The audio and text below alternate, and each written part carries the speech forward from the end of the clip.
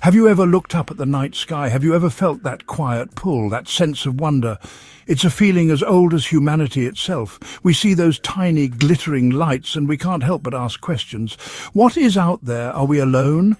For centuries we could only guess. The planets were just wandering stars, gods in the heavens. But then we built tools. We built telescopes, we built spacecraft, and we began to explore. We started to get answers. But for every answer we find, the universe seems to pose a dozen new questions. It's a beautiful, endless dance of discovery and mystery.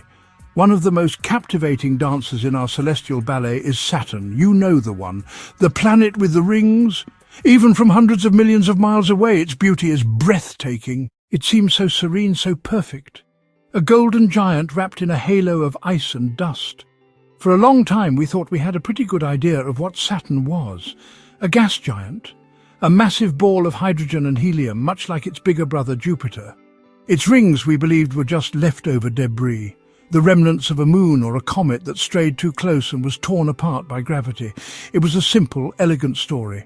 But the universe is rarely as simple as we imagine. It loves to surprise us. It enjoys leaving little clues tucked away in the shadows, waiting for us to find them. Our little explorer had a name. It was called Cassini, named after the Italian astronomer Giovanni Cassini, who discovered the gap in Saturn's rings centuries ago. It felt fitting. This new Cassini would get a much closer look. The mission was a joint endeavour, a partnership between NASA, the European Space Agency, and the Italian Space Agency. It was a testament to what we can achieve when we work together, when we share a common goal of reaching for the stars. The journey itself was immense. It took Cassini 7 long years just to travel from Earth to Saturn, a silent voyage across the vast empty darkness of space. When Cassini finally arrived in 2004, it was a moment of triumph. It gracefully entered orbit around the giant planet, becoming Saturn's first artificial moon. For the next 13 years, it would be our eyes and ears in this distant realm. It carried a suite of powerful instruments, cameras that could see in different wavelengths of light, spectrometers that could analyze the chemical composition of the rings and atmosphere. It even carried a passenger, a lander named Huygens, which it delivered to the surface of Saturn's largest moon, Titan. The mission was a stunning success. Cassini sent back hundreds of thousands of images. It sent back data that filled libraries. We learned about the giant hurricane at Saturn's North Pole, a hexagonal storm wider than 2 Earths. We discovered liquid methane lakes on Titan. We saw plumes of water ice erupting from the tiny moon Enceladus, hinting at a subsurface ocean. Every day seemed to bring a new postcard from the edge of our understanding. Each discovery was more incredible than the last. But all journeys must come to an end. In 2017, with its fuel running low, mission controllers made a difficult decision. To protect Saturn's pristine moons, which might harbour life, they sent Cassini on one last daring dive, a grand finale. The spacecraft plunged into Saturn's atmosphere, sending back data until the very last second. It became a part of the world it had studied for so long. But before its final bow, Cassini sent back something else. An image from deep within the rings, a picture that scientists are still trying to fully understand. Imagine you are one of the scientists at Mission Control. For over a decade you have lived by Cassini's clock. You have seen wonders beyond your wildest dreams. You think you have a good handle on Saturn's rings. You know they are made of countless small particles, mostly water ice, ranging in size from a grain of sand to the size of a house. You expect them to behave in a certain way, governed by the clean, predictable laws of gravity and orbital mechanics. You have models, you have theories, you believe you understand the system. Then an image arrives, one from the final orbits, a close-up. This image was different. It came from a region known as the A ring, one of the main, bright rings. Scientists were looking at the fine structure, the intricate grooves and waves created by the gravitational pull of Saturn's many moons. They expected to see this familiar pattern, a kind of cosmic record groove etched by gravity. But what they saw instead was something organized, something that didn't quite fit. It was a feature they had nicknamed a propeller. A small disturbance in the ring material with a tiny object at its center and two wing-like shapes extending outwards. They had seen smaller propellers before, but this one was different. What was so surprising? Its size and its persistence. The largest propeller ever seen was named Blériot, after the famous aviator. It was created by an object estimated to be about 1 kilometer wide, a mini-moon being born right there inside the rings. This was not just debris. This was a place of active formation. The image was a puzzle. According to our leading theories, the rings shouldn't be able to do this. They're supposed to be a place of destruction, not creation. The powerful tidal forces of Saturn should tear apart anything that tries to clump together. The rings were thought to be ancient, a static relic of the early solar system. Yet here was evidence of something new, something dynamic, an object large enough to clear its own path, to shape the rings around it. It was a whisper from the cosmos telling us that we had the story wrong. The rings were not a graveyard, they were a nursery. Let's break this down in a simpler way. Think of Saturn's rings like a giant flat cloud of sand, spinning incredibly fast. Gravity from the big planet Saturn is constantly trying to pull every grain of sand apart. At the same time, the gravity of each grain of sand is trying to pull its neighbors closer. For a long time, we were sure that Saturn's powerful gravity would always win. It would keep the sand from ever clumping together to make a rock, let alone a moon. The propeller image, showing that kilometer-wide object, flipped this idea on its head. It was like finding a perfectly formed sandcastle in the middle of a hurricane. It shouldn't be there. The object at the center of the propeller, this moonlet, was big enough to have its own gravity.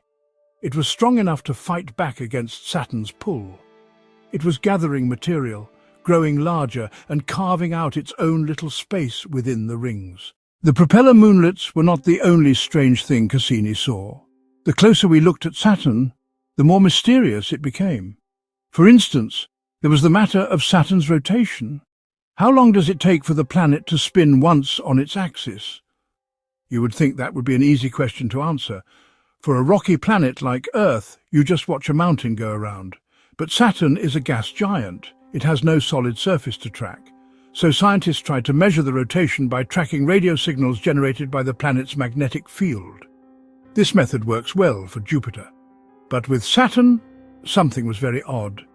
The radio signals gave one rotation speed, while tracking the clouds gave another. And stranger still, the radio signal's speed seemed to change over time. It was different in the northern and southern hemispheres, and it even varied over the course of the Cassini mission. It was as if the planet's core was spinning at a different rate from its atmosphere, and the two were not properly connected. Then there is the great hexagon at Saturn's north pole. It is a six-sided jet stream, a storm system so large that 4 Earths could fit inside it. Nothing like it exists anywhere else in our solar system. Why a hexagon? Scientists have been able to create similar shapes in labs with spinning fluids, but no one is sure why Saturn's atmosphere formed such a perfect and stable geometric pattern on such a massive scale. And let us not forget the heat. Saturn radiates more than twice the amount of energy it receives from the Sun. Where is this extra heat coming from? The leading theory is that it's generated by helium rain deep within the planet's atmosphere. Droplets of helium condensing and falling toward the core, releasing energy through friction. But this is still just a theory. All these anomalies, the propellers, the shifting rotation, the hexagon, the excess heat, they paint a picture of a world that is far more active and complex than we ever imagined. Saturn is not just a quiet, cold gas giant. It is a place of deep, powerful and mysterious processes. So what could all of this mean? How do we put these strange pieces together? Scientists are working on it. They are proposing new theories, new models to try and explain what Cassini saw. When it comes to the propeller moonlets and the young age of the rings, one idea is gaining ground. Perhaps the rings were formed recently, geologically speaking. Maybe a large, icy moon or a stray object from the outer solar system got too close to Saturn and was shredded by its gravity just 100 million years ago.